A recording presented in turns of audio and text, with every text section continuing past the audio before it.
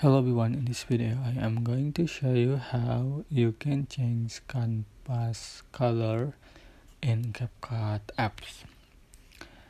So you can tap on your project and select your video or photos you like to edit, and just example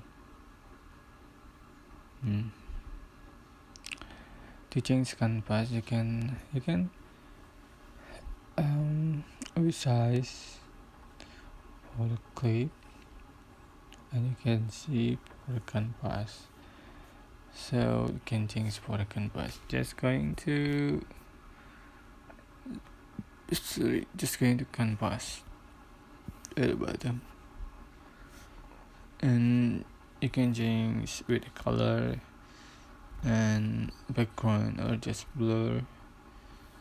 Select color, select color you like.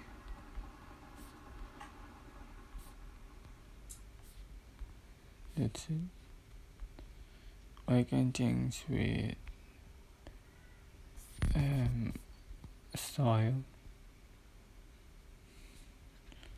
You can apply to all the clip. Click check mark. That's it.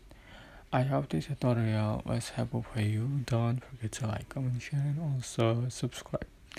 If you have any question, please leave in the comment section down below. Thank you so much for watching.